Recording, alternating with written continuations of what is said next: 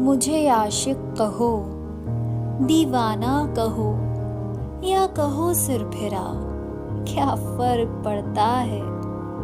मेरी मोहब्बत मेरे नाम से मुझे पुकारे, इसी मसरत में ये पागल जीता और मरता है। हाय फ्रेंड्स, मैं आपकी दोस्त तुलिका। तो दोस्तों, मैं संडेज रात 10 बजे अब आऊंगी नई नई स्टोरीज के साथ एवरी संडे। तो आज की स्टोरी है Laila Majnu. We all know Laila Majnu प्यार का प्रतीक है, हम सब उन्हें जानते हैं।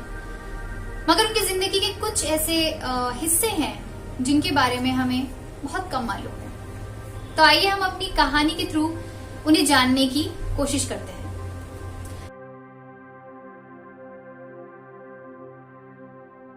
लैला मजनू का जन्म 11वीं शताब्दी में हुआ था। उस समय इंडिया पाकिस्तान एक ही था। मजनू का नाम कयास इब्न अल मुलव्वा और लैला का लैला अल अमीरिया। उनके जन्म के समय ही ज्योतिषी ने यह भविष्यवाणी कर दी थी कि मजनू दर दर भटकेंगे, उन्हें प्रेम रोग होगा। और देखिए, ऐसा हुआ भी। दोनों प्रेमियों की कब्र श्री गंगानगर में है। हर साल 15 जून को लैला और मजनू की याद में अनूपगढ़ श्री गंगानगर राजस्थान के बिंजौर में सालाना मेला लगता है। बहुत बड़ा मेला लगता है। हजारों प्रेमी जोड़े यहाँ आकर चादर चढ़ाते हैं, मन्नत मांगते हैं। हिंदू इसे समाधि कहते हैं लैला मजनू की, और मुस्लिम इसे मजार कहते हैं लैला मजनू की। ये मेला 5 दिन के लिए लगता है। हजारों लोग यहाँ पे आते हैं। समझिए, राजस्थान से, पंजाब से, उत्तर प्रदेश से, बिहार से, हर जगह से लोग आते हैं और अपनी मन्नत मांग के जाते हैं। मदरसे में तालीम के दौरान दोनों को इश्क हुआ।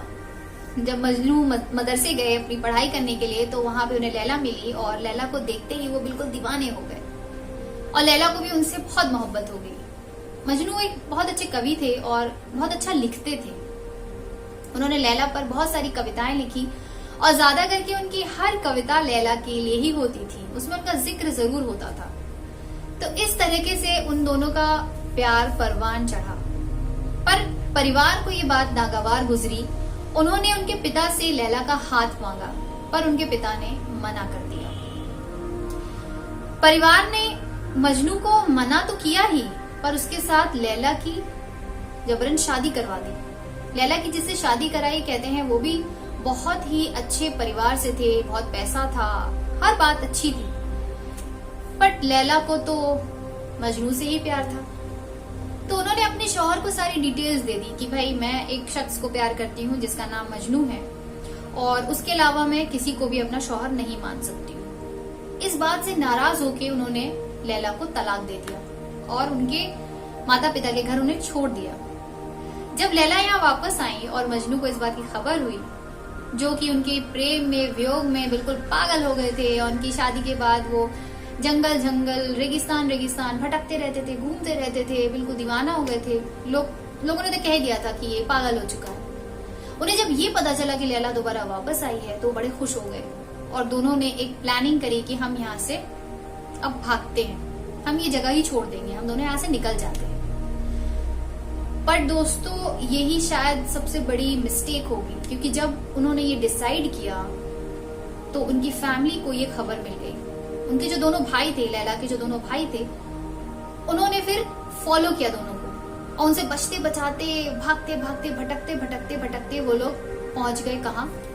यही श्री गंगानगर, जहाँ पे आज उनकी मजार है। जब उनके भाई वहां पहुंचे तो कहते हैं कि मतलब ऐसी कहानी है कि उन्होंने मजनू का कत्ल कर दिया था, जिसकी वजह से लैला ने भी अपनी जान दे दी थी। एक बात ये भी है, और एक बात ये भी है कि भूख प्यास से तड़प कर उन दोनों की वहां पे मृत्यु हो गई थी। और फिर वहां के आसपास के जो लोकल लोग थे, उन्होंने उनकी कब्र बनाई, साथ में ही कब्र बनाई, जिसे हम लोग मजार कहते हैं, और आज तो बहुत सारे लोग वहां जाते हैं। तो उनकी कब्र जो है वो बिंजौर जिले में ही है, जो राजस्थान में है। तो इसकी कहानी के 2 एंड्स हैं। आई डोंट नो कौन सा सही है, लेकिन इतिहासकार जो कहते हैं वो यही कहते हैं कि भूख प्यास से उन्होंने भागते भागते, बचते बचते लोगों से एंड में वहां जाके अपना दम तोड़ दिया था। It was a tragic and friends. लेकिन आप देखिए ना, प्यार में कितनी ताकत होती है। आज लैला मजनू नहीं हो के भी हम सबके बीच हैं। आज हजारों साल बाद भी देखिए हम बैठ के उन्हें सुन रहे हैं, उनकी कहानी को पढ़ रहे हैं, उन्हें डिस्कस कर रहे हैं। और लोगों से भी हम यही कहते हैं कि मतलब अगर आपको प्यार करना है तो लैला मजनू जैसा प्यार होना चाहिए। तो प्यार में कितनी शक्ति होती है, बट वो प्यार बहुत ही प्योर होना चाहिए, अनकंडीशनल होना चाहिए। आजकल के प्यार की तरह नहीं कि वो जैसे बबल्स होते हैं ना, हुए और खत्म, किसी भी रीजन से एक दूसरे को छोड़ दिया। That is not love, that is attraction, इन्फैक्चुएशन।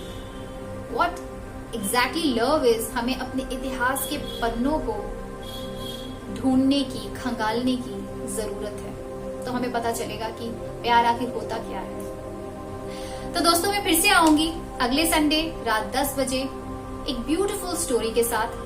बाकी के दिनों तो मैं मोटिवेशनल पोएट्री के जरिए आप सबके साथ कनेक्टेड रहती ही हूँ, पर Sundays is only for story. अच्छा लगे तो कमेंट जरूर करिएगा। तो मुझे अभी दीजिए इजाजत। Enjoy your Sunday and let me also enjoy. Bye bye friends.